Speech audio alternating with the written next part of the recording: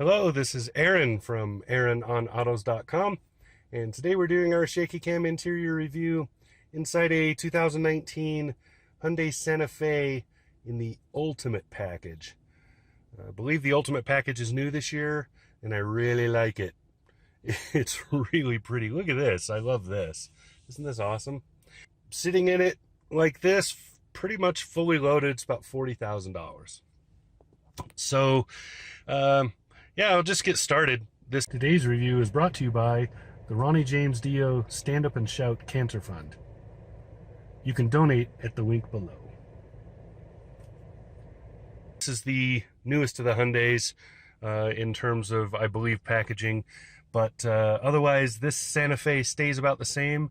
This is the regular Santa Fe, even though it does not have a third row. It is not the sport model. Just FYI. Okay, so we'll get started over here. You can see mirrors and windows and so on, and then you see here this is child lock and window lock. You set the windows in the way you would think. So here's the door locks, and then you just move this back and forth and move the mirrors around. Up here you can see the seat memories, 2 of them. Here you see the first of the door handle here, and look at just look at that. I love this, that they do this, and then I like the shape of it because it just, I don't know, it's weird to point that out, but it feels good. Then you see the same sort of brush going on around here, and then down here you have a whole bunch of controls. So we have the dimmers here, lane keeping there, blind spot management there. So you can see that's on. I can turn it off like that. Pretty easy. And then this turns the lane keeping on and off. Again, pretty easy. Here's the differential lock. Here is traction control. This opens the rear hatch way down over there. You probably can't really see it, barely maybe, but there's a little hood release down there. There we go. To the steering wheel. Steering wheel. I wanted to do like a Batman reference there, but I kind of lost it, didn't I? I screwed it up. Oh well. Okay, so over here you have your mostly, excuse me, mostly infotainment controls. I'm going to get a drink of coffee because there's something in my throat. I need some coffee. Oh, loves coffee. And it's not early, but it's first thing in the morning for me, more or less. Anyway, so here's your entertainment controls for the most part. So you can see telephone down here, volume here, voice control right there, mode right here. This chooses the mode on. No, I'll just turn it off. That's as you could hear in my professional production here. That runs the chooses the mode for the radio over there. This goes up and down through menus on said radio. Over here, got an itch. Over here, this is combination cruise control and driver information. So you turn cruise control on and off right here, the main system. Set and reset here, cancel here. Following distance for the adaptive cruise is here. This right here chooses menus on that driver information screen, and this goes up and down through them, and then you can push it to say okay. So as you can, I'll go right to it. Let me look at the dongles really quick, and then I'm going to show you that. Right here is, you turn this for the rear wiper, you move it up and down for the front wiper, you set the speed right for the front right here, and then you pull it forward, push it back for squirters, depending on which one you're aiming for. Over here is the signal turns up and down. Then you can see lighting. So you can see you have lighting settings, and this turns the fog lamps on and off, just like that. You can grab it from either side, so from the back you can still do it. Kind of nice. And brights. Now, looking at the instrument cluster. Let me see if I can get the whole thing in the screen. There we go. Really quick, because there's only a couple things to show you. Over here, where's my finger? Over here is the RPMs. Over there, geez, over there is the fuel. You can see I've used a lot of fuel. I put a bunch of miles in this thing. Down there is the engine heat. It's been running for a little bit. I took it over down the corner to do some last minute photo and video. So it's been warming up. Over here you can see the park brake is set, and you see a few other things. Here's your gear. Here is how much you have left on the current tank.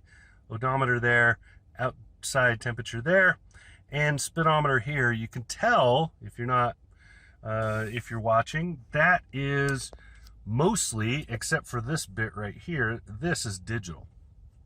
So I'm going to look through those driver information screens for you really quick. Here's the average. So for today, I haven't done squat. I drove up the road and back. Mostly it's been idling, hence the terrible fuel economy. But if you look at my trip, this is the average. Those are my miles. I did put that 335 miles on this thing. More coffee, sorry. I did put those 335 miles in there. And that is my fuel average and so on, according to the car's computer. My own personal test of this vehicle also came out pretty well. That right there is above the EPA rating. I consistently got above the EPA rating on both my city and highway MPG tests as well. You'll see those numbers going across the bottom, but they were very good. They were even better than this. So there you go. This is EPA rated at 19 miles in the city, 24 miles per gallon on the highway, 21 MPG average. I'm just going to tell you, with this little 2-liter turbo that's in this, you are going to get better than that most of the time. Also want to really quickly show you what the screen does. Well, let's go through some more of these. So here's some fuel economy stuff. Whoops, I'm going the backwards. And this is the drive mode I'm in. I'll show you these really quick. I'll show you the button for it later. There's sport mode, which is fun. Makes the throttle really responsive, and transmission shifting, it tends to run the RPM a little bit higher. And then here's smart mode, which is basically the same as like econ or eco mode in most vehicles. It really aims for better fuel economy. And then standard comfort, like I had it in. Comfort is what I've been driving in most of the time. It just feels good and comfortable. And then we did a long highway drive in this, and it was great. So yeah, there you go. And then going through these again, I keep going the backwards way. We're back to that. Now, if I go to the menu button, so now I'm using this button right here. Now I can flip through various main menus. So these are sort of like the main menus for the stuff. So here's what's happening in all-wheel drive. You can see the default here is to put most of the power to the front wheels, a little bit to the back. That changes around, or you can change it, I believe. I don't think, actually, no, I'm wrong. You cannot change it, but it does change according to needs. So there you go. Over here, you'll see that means there's submenus. So if I flip through those, now you can see some of the submenus available, right? So you can turn things off, like the driver attention and stuff. Head-up display, it's important to know how to change that. That's where you do it right there. You can also tune and toggle on and off some of the driver assistance and other things. And just, I mean, these menus are so intuitive, it's easy. So I really don't have a whole lot to show you here. But yeah, there you go. I've been mostly leaving it on this screen or this screen. I like this screen though, because this does have a head-up display, which may or may not show. There you can see it. There you go. One of the rare ones that actually works. This does have a head-up display. When you're on the highway, it shows you more stuff. So right now it's just showing the real-time speed, but when I'm actually driving, it'll show me speed limits and other things. Excuse me. It also shows you the cruise control information when the cruise control is on. So if I'm driving up the road and I have cruise control on, so you can see I just toggled it, but it doesn't change anything in the screen until I set it. But there you go. That's the kind of stuff that shows up in that head-up display. Push button start, which as far as I know is standard across the board in all Santa Fe models. As far as I know. Don't hold me to that. So looking at the infotainment, this is of course the upgrade infotainment for this vehicle, but it's just very nicely done. Simple touch screen, everything's kind of obvious. Here you have some hard buttons over here and over here. This is sort of like the main menu, so this is where you end up most of the time. So if you go to, like if you turn something off, you're not on one of these main screens, you'll end up here. When you are on, let's say I go to audio visual. No, I need to turn that off. There we go. So let's say I'm on this screen. If I hit this home button right there, I end up here. The home button's not there right now because, well, doesn't need to be because you're on the home screen. See how that works? Pretty useful stuff. I'll just bring this up so you can look at some of the menu options. Pretty useful stuff. Not a ton of stuff in here, but useful. Trying to think if there's anything in here that we really need to do. Honestly, factory settings are pretty good. You don't really need to try to personalize a lot of stuff on this. It works pretty well. Navigation is very good in this. You can see, so like I can bring up a map, and here's the map of where we're at. You can hit the star button to save things, and your setup, if you want to set things up, is right there. It takes you to that menu screen that I showed you before. Otherwise, there you go. Pretty simple. I like this, though. It's very, very, very nice. Up here in the corner, by the way, is your current phone status if you have Bluetooth enabled. Down here, Duke's lights, couple events. Over here, this is your climate control data center. That's a good name for it. Data center. Yeah. Sounds modern and whatnot.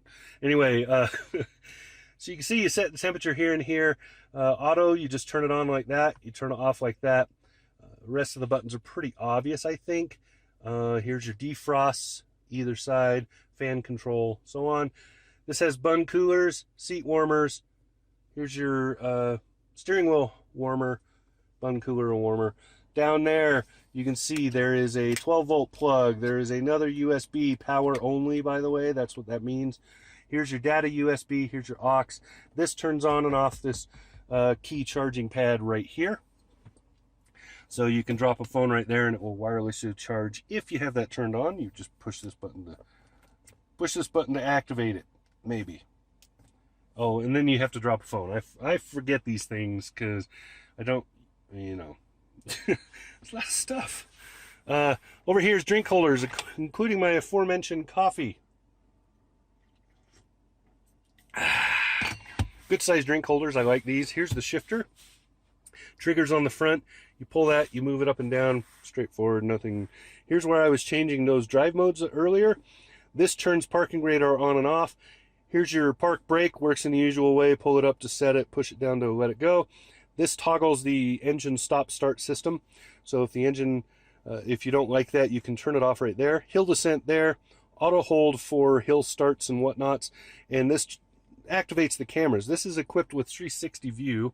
So if I push the camera button, maybe, I might have to actually, yeah, there we go. So that's what you're looking at with the camera. Down here's a nice little tray. This is mostly where I've been putting my phone, honest, because you can drop it in there, pick it up, and it keeps it leaned a little bit, which I just, for whatever reason, I kind of like that. This is also rubberized. Then you have your big middle bin. This is a good size bin. There are no plugs in there, you note, but this is a good size bin. This little removable tray is nice. And there's some clips up here for things, and it's just easy to open and shut. Nothing complicated. Nicely done. Really love this interior. So I just gotta look at all this. This little tray is useful, and it's rubberized on the bottom. You can throw a phone and things in there. Look at this though. Look at the flow. Look at how it moves. Just beautifully done. I love how they broke it up with all these different materials without getting too ostentatious about it. I like the kind of boat prow go, you know, the curve continues along there. Really nice. Say hi to the other camera. Hi, camera. Yeah, just nicely done all the way around. Seating is beautiful. Really well done. So the back seats are very good size. 3 kids back there, no issues at all. Easy. No cramping or anything. They have USB plugs on their console down right there, and just very well done. Huge cargo area. I'll show you the cargo area now. Very good size, and it has these neat little storage things so you can open up different things. You have the storage slots and other stuff. Nicely organized back there. So yeah, I love this too. Look at this. It's hard to capture it on camera, but it's a cool kind of like a corduroy denim looking. It's just beautiful. Really like it. So yeah, for 40 grand, you're getting a really well done family ride here. This is nice. Surprisingly so. Way better than I would have expected. And it drives well. So that's it. That's what I got. That's the interior of the 2019 Hyundai Santa Fe Ultimate. This has been Aaron, AaronOnAutos.com. Talk to you again soon. Subscribe.